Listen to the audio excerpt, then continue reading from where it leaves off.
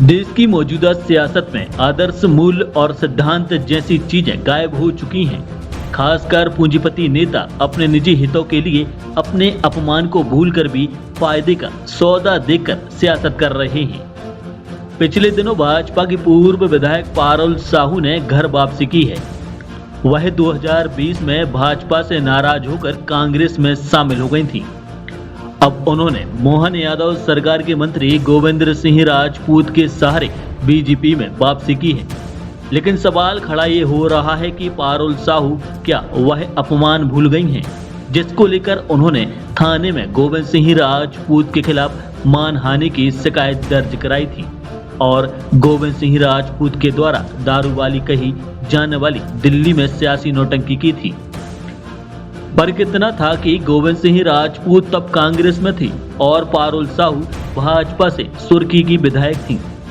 तब 16 नवंबर 2017 को सुर्खी विधानसभा के सेमाढाना गांव में सभा के दौरान पूर्व विधायक गोविंद सिंह राजपूत ने सड़कों की जर्जर हालत को लेकर विधायक साहू पर सभा में तंज कसा था।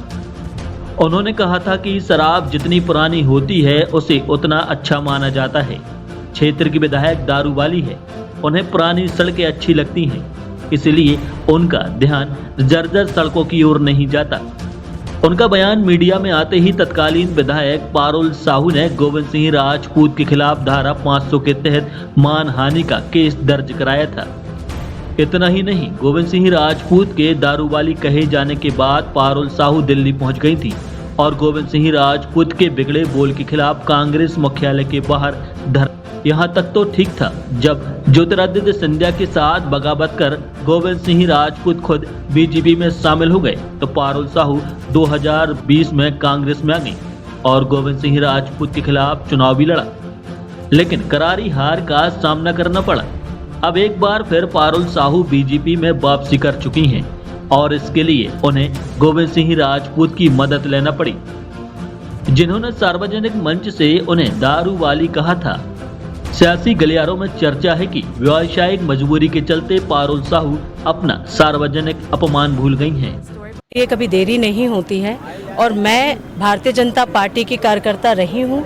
मेरे संस्कार भारतीय जनता पार्टी के संस्कार हैं और कांग्रेस पार्टी के संस्कार से, विचारधारा से मेरे संस्कार मैच नहीं करते हैं, तो मैं अपने परिवार में वापस आई हूँ। ऐसा माना जा रहा है कि आपके यहाँ कोई कार्रवाई हुई थी कांग्रेस की तरफ से, ऐसा कहा जा रहा है, इस वजह से दबाव था क्या? देखिए मैं अपनी इच्छा से और अपनी खुशी से अपने लोगों के बीच में आई हूँ। किसी भी तरह से मुझे लगता है पहले भी मैंने निर्णय लिए थे तो कुछ निर्णय गलत हो जाते हैं, लेकिन अपने परिवार में आने के बाद मुझे जो सुकून मिला है, मुझे खुशी है कि मैं अपने परिवार के लोगों के बीच में हूँ।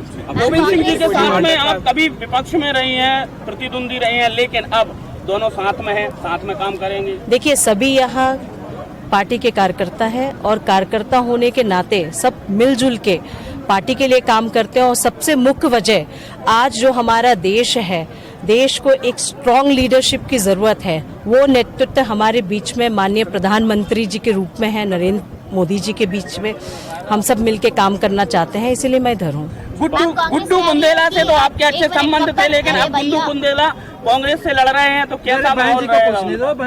कांग्रेस ये कह रही है कि आपके ऊपर प्रेशर था क्योंकि लगातार इस तरीके से जो आपकी जो प्रॉपर्टी है, जो संपत्ति है, उसको लेकर प्रेशर बनाया जा रहा था और उसी के लिए आप बीजेपी फिर से ज्वाइन किए। नहीं, बिल्कुल ऐसा नहीं है और मुझे लगता है जिनको बातें जो करनी है वो अपने विचार व्यक्त करते हैं, सभी स्वतंत्र हैं अपने विचार व्यक्त करने के लिए, लेकिन मैं अपनी इच्छा से, अपनी खुशी से और जैसा मैंने कहा मेरी कांग्रेस की आइडियोलॉजी से मेरे संस्कार मैच नहीं करते हैं, इसीलिए मैं अपने परिवार में वापस आई हूँ। भारतीय जनता पार्टी से कोई डिमांड रखा आने से? जी नहीं, बिल्कुल नहीं।